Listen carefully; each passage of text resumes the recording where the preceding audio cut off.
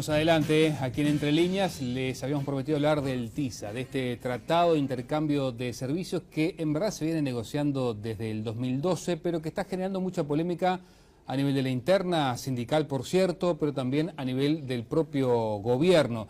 Daniel Rodríguez ha estado trabajando bastante en este asunto y nos va a contar. A ver, Daniel, ¿de qué se trata esto? Y bueno, la administración Vázquez va camino a enfrentar una polémica muy similar a la que tuvo en su primer gobierno con el TLC. Es verdad. ¿Por qué? Porque además la máxima oposición que está teniendo, las máximas críticas vienen justamente desde la izquierda, dentro del Frente Amplio, académicos de izquierda y además el propio PIT-CNT. Vamos a aclarar que el TISA, la iniciativa, comenzó con el gobierno de Mujica. ¿Sí? No es una iniciativa que haya surgido de este gobierno, sino que viene del anterior y que obviamente la actual administración está retomando y empezando a ver cómo se va a parar frente a este Tratado Internacional de Servicios. ¿Te parece precisar exactamente de qué estamos hablando, qué es el TISA y cómo surge esta negociación? Sí, es un tratado que abarca servicios de todo tipo, ¿verdad? Transporte, comercio electrónico, telecomunicaciones, servicios financieros, postales, compras públicas, medio ambiente, energía y salud de los países firmantes. A ver, esto fue una iniciativa de Estados Unidos que fue propuesta en Ginebra en febrero de 2012, en una reunión, según se dijo, de really good friends, de verdaderos buenos amigos de los servicios. ¿Sí? Y bueno, esta primera ronda de negociaciones fue en marzo de 2013 y ya hay 23 partes que están trabajando este tratado, el TISA. Están en tres categorías. Están los altamente comprometidos, entre los que se incluye Chile. Vamos a nombrar a los de la región para dar una idea también del contexto de cómo se está manejando. Después hay países de término medio como Colombia, Costa Rica, México, Panamá y Perú. Y uno menos comprometido que es Paraguay.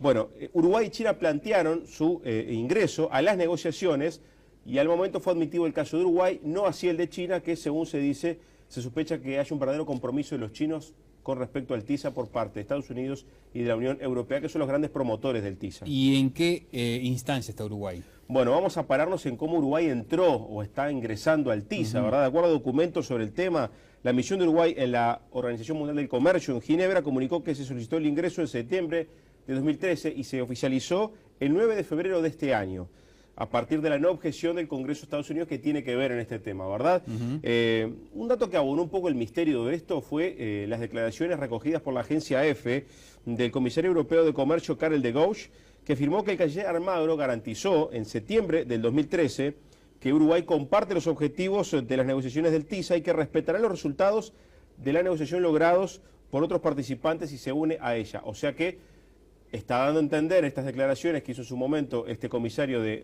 la Unión Europea que Uruguay aceptaba ingresar con las condiciones que ya se hubieran negociado por las otras partes. ¿Y qué dice el gobierno? Bueno, acá está el tema. La primera pista, por ejemplo, la dio José Lo López cuando se dio la reunión entre el PIT-CNT y Tabaré Vázquez el pasado viernes 27. El PIT-CNT planteó su objeción al TISA y el presidente Vázquez, según López, dijo que se había enterado por la prensa este tratado.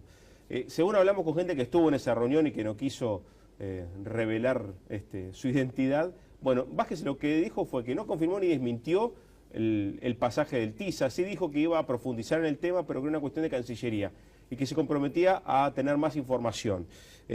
A ver, esto marca un poco que hubo mucha cautela de parte del gobierno entrante en manejar públicamente el asunto del TISA, por lo menos en los primeros días.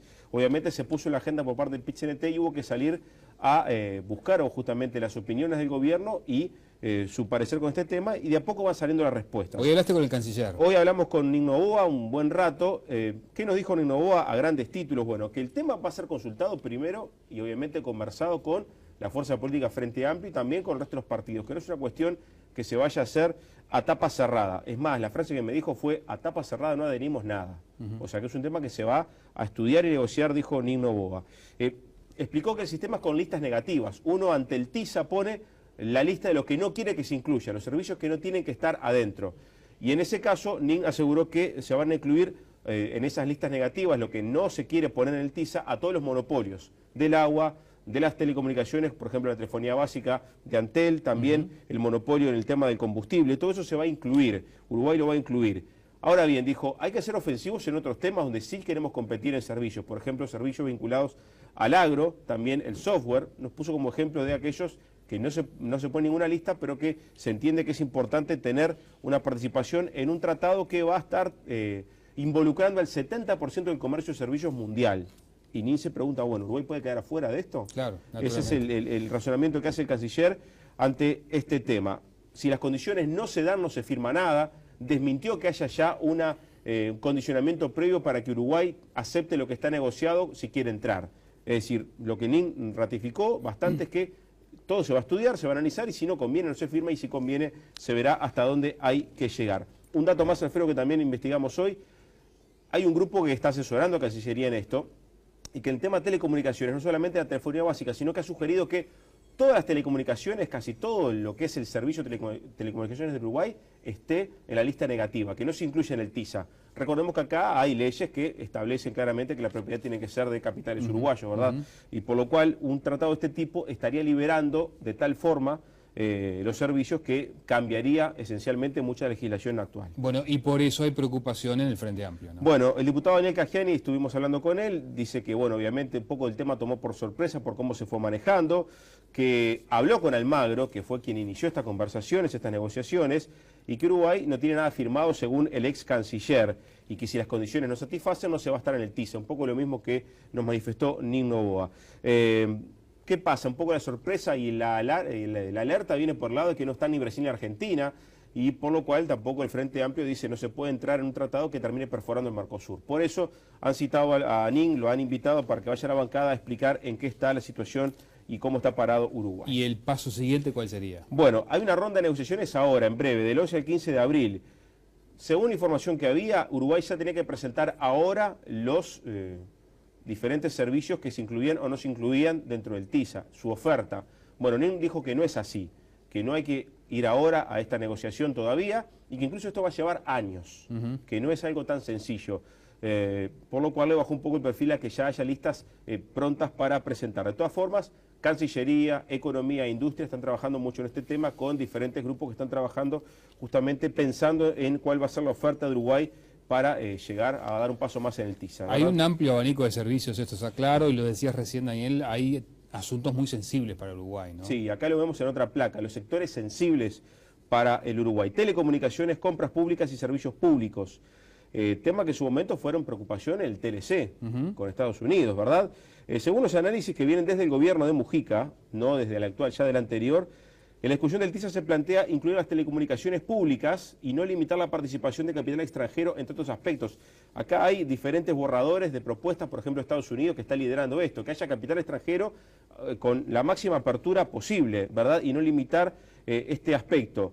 Para las compras públicas se prevé un acceso no discriminatorio y en los servicios públicos se plantean cláusulas de status quo, con mayor apertura al mercado y menos estatización. Esas son las grandes líneas de lo que se está negociando a nivel TISA y que por eso son los temas sensibles para el Uruguay. Sí, es un punto álgido por, entre otras cosas, la forma como se ha venido dando la negociación de este acuerdo, bastante en secreto, ¿no? Sí, sí, ya la reserva es un tema global, además. Claro. El año pasado Wikileaks reveló justamente los detalles del TISA y esto hizo que la Unión Europea tuviera que, a mediados de año, comunicar e informar sobre cómo se estaban desarrollando las negociaciones. A nivel local, hay, como lo he dicho, planteos del PIT-CNT muy fuertes, también del legislador Comodoro de Lorier, que dicen que esto no está en el programa al frente y que no se puede acompañar. También Antonio Elías, economista de la Red de Economistas de Izquierda, hizo varios planteos, por ejemplo, un artículo de Semanario Voces, donde dice, bueno, si esto es por defecto, si lo que no se excluye queda incluido, ¿cómo se va a negociar para aquellos sectores que quedan incluidos de hecho? ¿Quién va a defender sus intereses? ¿Dónde está la necesaria transparencia para explicarle a la gente qué es lo que se está negociando y qué se va a liberalizar? Bueno, todo esto son críticas que se hacen. También se critica que esto está al margen de la OMC, porque Estados Unidos quiere, según se ha analizado a nivel internacional, cortar camino y lograr liberalizar más aún el comercio, sobre todo en la parte de servicios financieros. Incluso me quedé pensando que el propio PIT-CNT ha hablado de hasta que se puede lesionar la soberanía del país. Bueno, hay un documento que tenemos acá de la Central Sindical, bastante interesante, fechado el día 6 de febrero. Es un documento dirigido a Luis Almagro, el ex canciller, donde, se enumeran varios hechos. Dice que en el TISA lo que no se excluye se incluye y esto va a afectar el futuro de políticas sectoriales para promover empresas nacionales, ya que con este tratado las transnacionales van a competir en igualdad de condiciones y eso el PIT ve que hay una dificultad. Otra crítica es que se dispone a liberar servicios en sectores que aún no existen. Se pone como ejemplo, a nivel de la energía, si aparece algún recurso en el futuro y esto no está incluido de entrada, va a quedar fuera de cualquier monopolio en función de lo que establece el TISA. Y además se critica la cláusula de status quo que va a impedir regular a futuro, por ejemplo, en materia de servicios financieros. Y otro ejemplo que pone el PIT-CNT, Si el TISA se firmaba en 2004, no se podría haber hecho la reestatización de servicios de agua que estaban privatizados. Y por ende aquella reforma no se hubiera podido lograr porque ya te comprometés a futuro con el TISA a dejar eso libre. Un poco ahí vienen las críticas de parte del PIT-CNT en un tema que recién está arrancando, pero que es interesante para ver hasta dónde va a llegar y qué es lo que va a negociar Uruguay en definitiva. Hasta dónde va a llegar y qué es lo que se va a excluir o incluir en este tratado de intercambio de servicios. Como vos decías, Daniel, Vázquez asume ahora con el TISA como fue antes con el famoso TLC, ¿no? Más o menos parecido. Sí. Se va a hablar bastante de esto. El TLC quedó en un TIFA que Exacto. poca gente recuerda, pero bueno, esto es otra cosa, es un acuerdo mucho más amplio, y que, repetimos, abarca el 70% de los servicios internacionales. Es importante. Bien, gracias, Dani. Seguimos adelante ahora con más novedades porque Daniel Tegaldo tiene, entre otras cosas, una conversación pendiente con el presidente de la UTE. Bien, Alfredo, sí, efectivamente ya estamos con el presidente de UTE, el ingeniero Casaravilla. Le debo confesar que cuando uno se enteró de la idea de UTE de financiar el parque eólico con la participación de inversores minoritarios, con acciones minoritarias de $1000 o poco más, yo me sorprendí. Supongo que se debe haber sorprendido usted también al momento de conocer la cantidad de demanda que tuvo y el monto a lo que ascendió. Buenas noches, gracias por estar con nosotros. No, gracias a ustedes, y la verdad que justamente en este contexto de este gran proyecto, es el proyecto Pampa, sí nos sorprendimos. Nos sorprendimos por la cantidad de adherentes. Nosotros estamos acostumbrados a salir al mercado de valores ya con títulos, y normalmente tenemos una demanda del doble de la oferta. En este caso fue entre 6 y 7 veces en cada uno de los segmentos que tuvimos más demanda de lo que poníamos arriba de la mesa en consideración. Por claro, tanto, 15 millones de dólares y superó los 100, en definitiva. 15 fueron 100 y cuando salimos por 65 tuvimos 365. O sea, estamos en todos los casos en una demanda mucho más grande que lo que estaba en juego, y eso muestra que efectivamente creo que dimos en la tecla con un producto que cumple con todos los objetivos. El primero, y que más me preocupa, tener un parque eólico para ir cambiando la matriz eléctrica como lo estamos haciendo. Un paréntesis, la energía eólica hoy, ¿cuánto representa el total de generación? Mire, justamente en este momento son como 530 megavatios que están operativos y funcionando. Y ayer se dio una cosa muy particular. Durante casi 12 horas del día, el 30% de la energía eléctrica del Uruguay fue eólica. Fue un día ventoso ayer. Estamos en un promedio del orden 12-13%, y bueno, increyendo, ¿no? Porque estamos incorporando diferentes parques eólicos. En el correr del año van a entrar como 250 megavatios más, el año que viene unos 300-400 megavatios más, y ahí vamos a llegar a ese objetivo de que el 30% de la energía eléctrica del Uruguay en promedio sea eólica, lo cual quiere decir que en algunos momentos incluso el 100% de la energía eólica, incluso vamos a tener excedentes que vamos a exportar. Bien, ingeniero, este instrumento, esta herramienta, ¿se piensa repetir en proyectos futuros inmediatos que tiene UTE? Bueno, nosotros tenemos 2 proyectos más en cartera. Esperemos que en los próximos meses los podamos tener en el mercado, así como estuvo el proyecto Pampa. Dos parques, son dos parques eólicos. ¿Dónde son?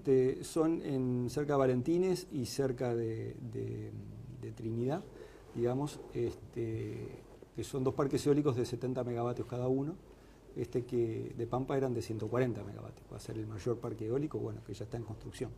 Pero sí, estamos trabajando en otros instrumentos, incluso en alguna modalidad diferente. El Pampa es un proyecto en el marco de un fideicomiso. Vamos a insistir con un nuevo fideicomiso, y el otro va a ser en modalidad sociedad anónima, incluso pensando en el futuro, quizás hasta ponerlo en la Bolsa de Valores de San Pablo, que es un fideicomiso, no hay posibilidad, digamos. En cambio, una sociedad anónima con acciones clásicas, digamos, puede ser una alternativa. ¿Cómo es la estructura que desarrolla UTE con estos privados que desarrollan los parques eólicos? En el caso de que sea un privado el que desarrolle el parque, ¿UTE se compromete a pagarle un precio de la energía, digamos, asegurado durante todo el año? ¿Cómo es? Justamente, básicamente lo que hace UTE es comprometerse a comprar la energía que el parque eólico genere. Este negocio es un negocio, en definitiva, un negocio financiero. ¿Por qué? Porque básicamente los riesgos es que no haya viento, hay viento. En Uruguay hay viento y cada vez va a haber más. El único riesgo que uno puede correr es elegir mal la máquina. Pero después todo lo que son los riesgos legales, el riesgo país, el riesgo de la certeza de que alguien firma un contrato y durante 20 años va a ser honrado ese contrato, son riesgos que no existen y por tanto tienen muy buena calificación estos proyectos desde el punto de vista de los inversores. ¿Y qué pasa, por ejemplo, en épocas como la que estamos actualmente, donde el precio, por ejemplo, del petróleo está muy deprimido y donde de pronto poner a funcionamiento una central térmica de pronto es más barato de que aquel precio acordado inicialmente con ese privado? Algo de esto está pasando en España por estas horas. Bueno, en España tiene unos subsidios muy complejos que en este caso no se verifican. En Uruguay, incluso con el barril de petróleo a lo que está ahora, que son valores realmente históricos deprimidos, la energía más barata sigue siendo la eólica. O sea que eso no... ¿Más barata que la hidráulica? No, la más barata de las que estamos encontrando. La más barata, que efectivamente, le agradezco que me corrija, es la hidráulica y va a seguir siendo la hidráulica, básicamente porque son inversiones que ya están amortizadas, ahora es simplemente operar y mantener las centrales.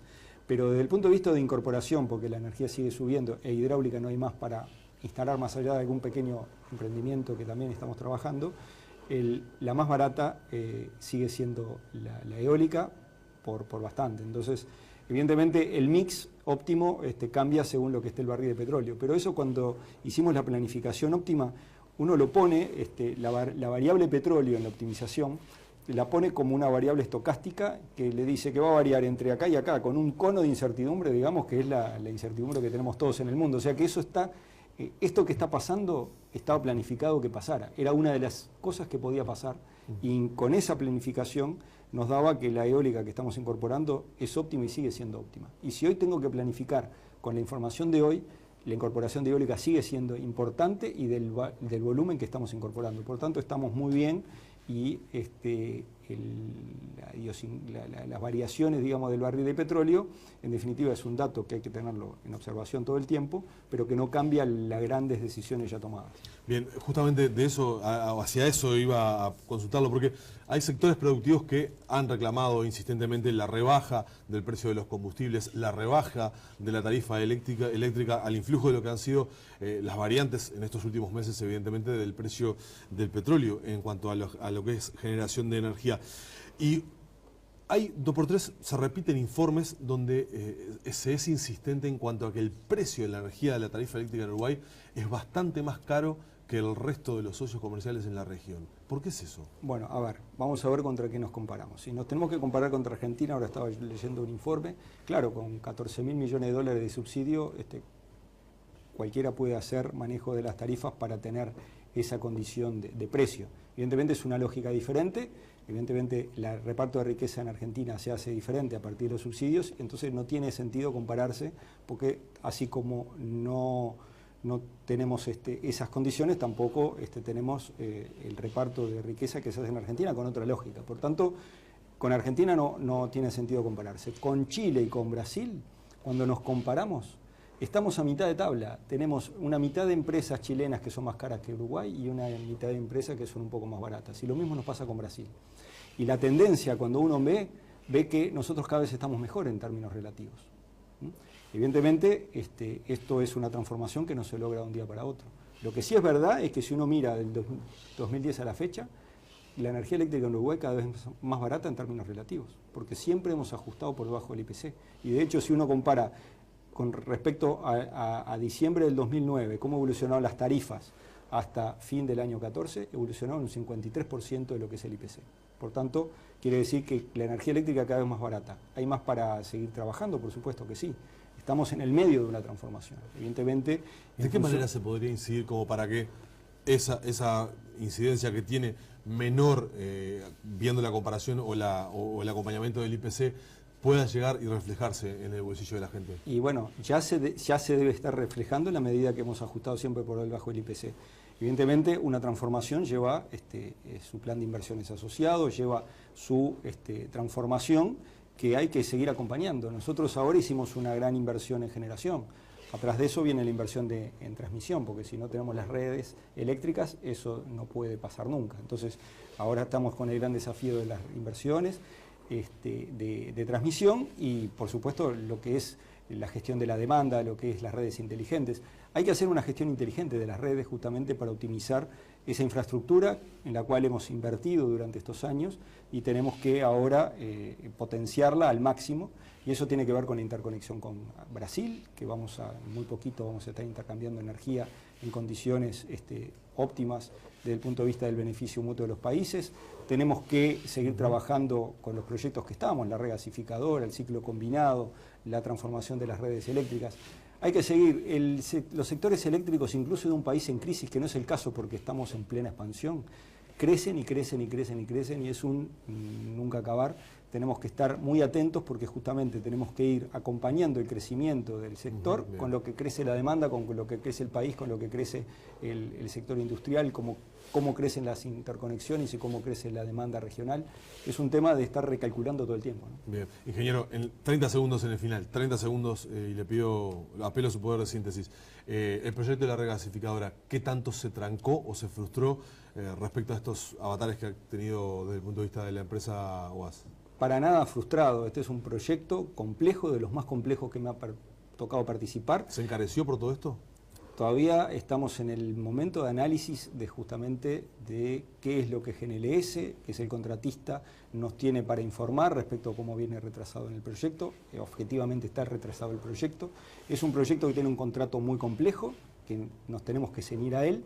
Y por supuesto que en los sistemas de abastecimiento energético y cuando hay obras importantes como el caso, puede haber retrasos, pero esos retrasos siempre están mitigados con la previsión que uno haya hecho. Nosotros en este caso tenemos el plan B, el plan C, tenemos todas las alternativas cubiertas y el sobrecosto eventualmente lo tendremos que analizar en su momento a la luz del contrato. Bien. Le agradezco mucho por habernos acompañado esta noche. No, por favor, es parte de nuestra responsabilidad informar qué estamos haciendo y por qué. Alfredo. Bien, nueva pausa. Tras la misma conversamos con el doctor Garcés, candidato del Partido Nacional de la Concertación para la Intendencia de Montevideo. Ya venimos.